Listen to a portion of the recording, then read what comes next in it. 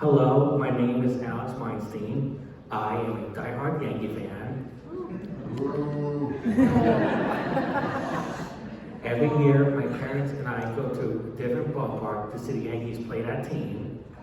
And whenever I go there, I encounter some obstacles, like getting to my seat and dining.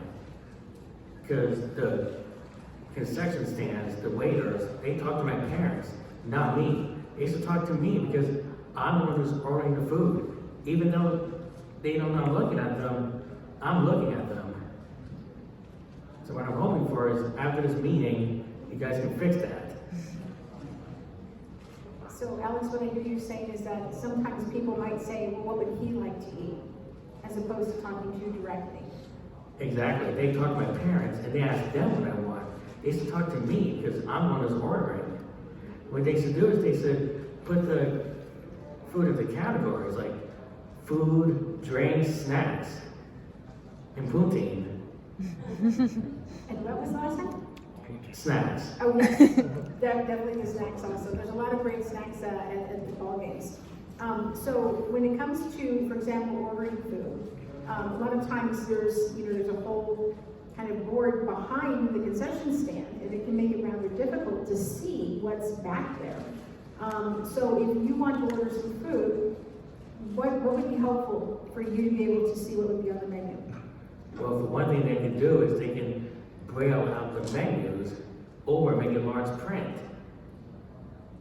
So if it was large print, so Alex, I'm gonna ask it, if you, a lot of people think, well, a person who has a vision loss or a person who's blind, they may or may not completely understand what that means. Like, they might think blind is like you can't see anything at all. There are certainly people who have vision loss who truly do not see anything at all.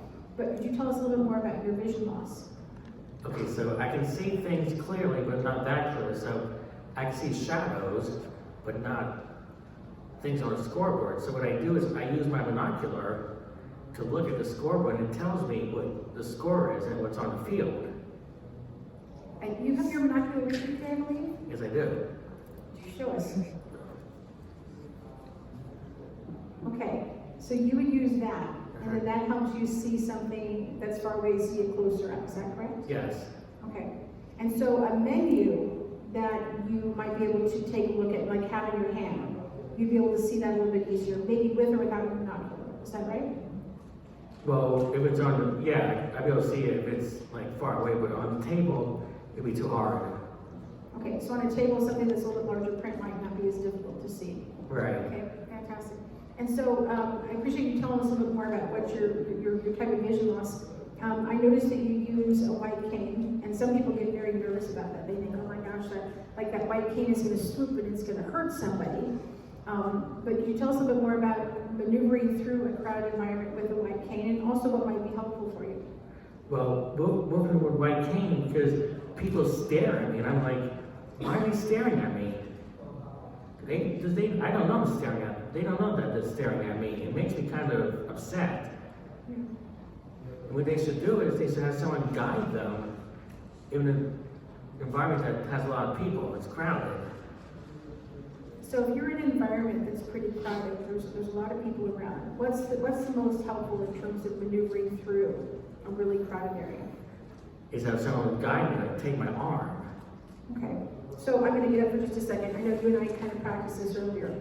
So in some cases, what people will do is, let's say, for example, somebody sees you, they don't see anybody with you, they're like, oh my gosh, that poor blind person. Sir, let me help you. They might take your arm and try to move you, or move your cane. How would you feel about something like that? If someone grabs me like that, I'm like, why are you doing it? Can you please approach me gently?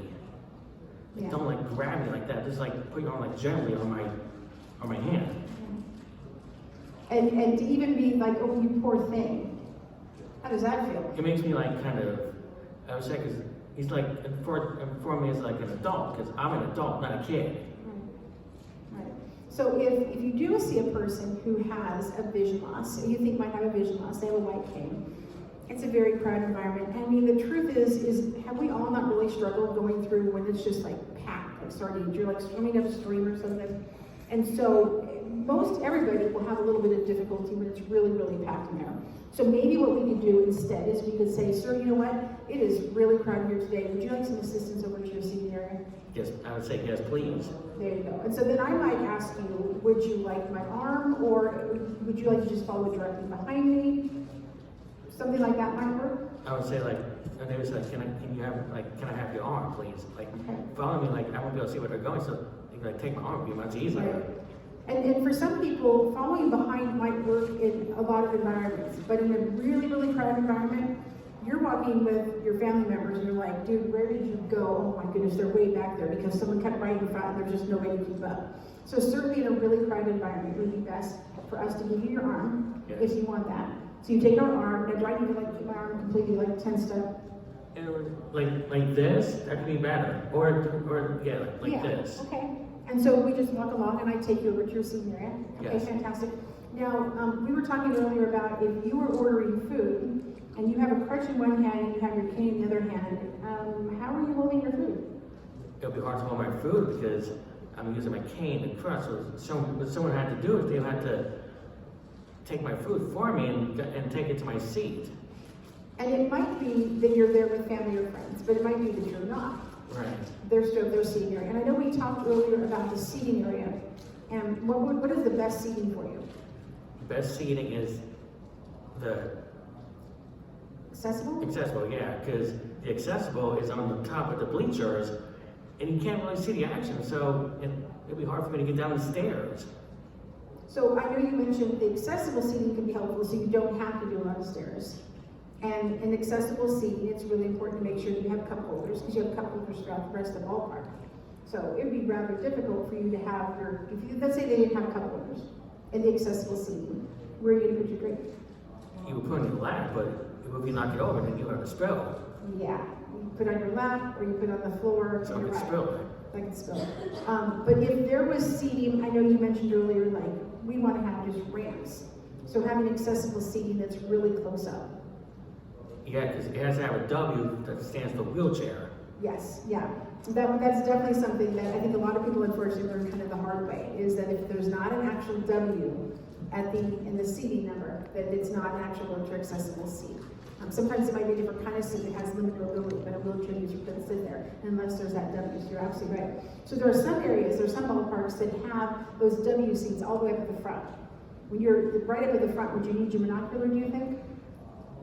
It all depends on how far away the scoreboard is, because some sections, you can't really see the scoreboard. That's true, that's true. So if you were sitting in an area where you couldn't see the scoreboard, that might make it difficult for you. You might need to what they call relocate to another area. Yes. Okay. So it would be important for you to go to, let's say, guest services or guest relations, Yeah. to request that you sit in an area where you could kind of face the scoreboard, not to the side, but like right in front of the scoreboard. Yeah. Facing. Okay, fantastic. And you said you've never sat like really close to the field before. Only like a couple of rows. A couple rows back? Yeah. How was that? It was kind of good at first, but it was hard for me to see what was going on.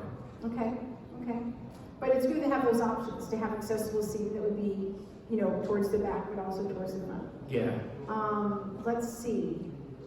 You are here in front of MLB. What are some things that you want to tell all of MLB about yourself, about what we can all do to be more effective? Okay, so please add audio description. So if you listen to the radio, you can hear the radio, but you can still hear actually what's going on around you. Like if someone's offering drinks or food, or you want to talk to your family. So you can have a hearing device in one ear and have your left ear completely free. We talked about bone conduction headphones. How many of y'all have bone conduction headphones that's fantastic. We started those at the Diamondbacks over at Chase Field many years ago. Incredibly helpful if you're not familiar with them.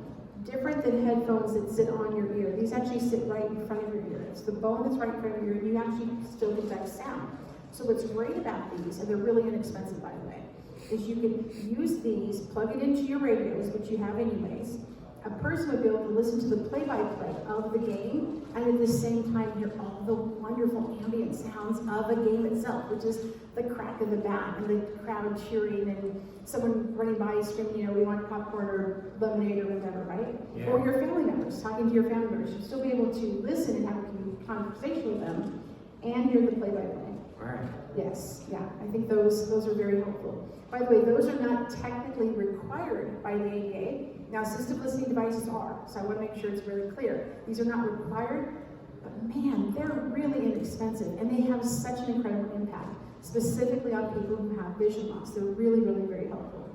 So that's something I'm hoping you're going to get a chance to experience. Thank you. Anything else you want to talk about?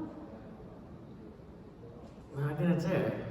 So you are a person who happens to have a disability. Yeah. You're an adult. Uh-huh. We need to speak directly to you. Uh-huh. Not ask your parents what you want to eat, but ask you, because even if they kind of go, I know he's going to want this to eat because he always does, we still need to be respectful. We need to ask you directly. Right, because I might be alone. That's true. That's true. And you might change your mind. Your mom or dad might think, well, he always wants this, but you go, you know what? No, today I want this, and I would really like someone asking me directly. Right. Yeah. Anything else? I just hope that everything you do, like with these changes, hope that everything goes good. Hopefully we can experience it one day. Yeah. Well, I'm looking forward to you coming to Arizona to come to a game there. So on the screen there, I listed a few things like treat adults as adults, talk to them, not just their companions, have braille menus available or at least portable large print maps that can be used. And then if a person needs assistance, that means reading the menu to them, maybe start with large group items. So for example, if you said, well, could you read the menu to me? And someone goes, oh my goodness, this is like a, what is it, Cheesecake Factory menu? That's way too much, right? We can't do that. But what we could do is say, okay, we have a pretty extensive menu. Let me give you some categories. We have salads, we have poultry, we have fish, we have beef, we have vegetarian items, and then allow the person to kind of narrow down. You know, I'm really looking forward to a salad, and then you would go down from you want a salad with or without animal protein, and then allow a person to kind of go down that way. And that makes, I think, a little bit easier for you and for them. Yeah. Okay. All right. And then I have a picture on the screen up here that shows essentially just sort of a basic menu, and it shows chicken tenders and cheeseburgers and large fries. And so this can be helpful for a person who has different degrees of vision loss. Again, there's some people this isn't going to help them, but for many people this might be helpful because they can point to exactly what they want. They can see a little bit closer. And so this is super no tech at all. I would suggest laminate or just have a good couple copies. But something like this, again, is very low tech and can be helpful. So, Yeah. All right, towards the end, we're going to have a guest question, please. On the other side of that, have you come I across? think we have microphones-ish. Sure. On the other side of that, the low tech, which is great. Yes. But have you found any cool tech that you've been able to use to make your life easier to find, you know, the food you're looking for or the merchandise you're looking for? No, I haven't. Maybe like apps or something? Oh yeah, there's an app I found. It's called Be My Eyes. Yes, Be My Eyes. Did you tell us a little more about Be My Eyes? Okay, so it's like, you know how you FaceTime on your phone, you can talk to a person. So what you do is you call in a site, a volunteer, and they can help you. They can help you like describe the menu, or you can ask them like, hey, what's on the field, or what's happening in the bullpen, or on the pitcher's mound. Oh, that's great. Oh, perfect. That's exactly what we're looking for. You would call it up, yeah, exactly like that. And they would be able to essentially be your eyes and let you know where it's right in front. It's a fantastic service. I'm a volunteer, so. Yeah. There's another question over in the back there, please. I don't have a question, but with the Be My Eyes thing, I tell everybody this because I think everybody should volunteer to do it. You get like one call a month and you just answer. Usually it's pretty quick. Somebody will just be like, I'm looking for my white shirt in my closet, and it takes like less than 10 seconds and then it's lost. So I highly recommend it. That's fantastic, thank you. Any other questions? Well, hopefully if you think of anything else, we're gonna have some time for questions, hopefully towards the end also. So, all right, Alex, thank you so much. Thank you. Again, This is more for Alex. It's Alex, thank you once for coming. You know, it's very brave of you to come and tell the whole team, you know, you gotta fix some things. I know it's not easy to do. But what have been some positive experience you've had in some ballparks and what made it exceptional? Can you repeat that, please? Absolutely. What have been some positive experiences you've had at ballparks or stadiums or arenas and what made it exceptional? Well, the positive thing is I got to enjoy the game. But the negative things, like I said about the food, they talk to my parents. They need to talk to me because I'm the one who's ordering the food. I'm the one who wants the food. And we know that's gonna improve though. Yeah. We know that's gonna improve. I have something that's gonna make your day here in just a moment. Alex, we have a special treat for you because you are a Yankees fan. Yeah.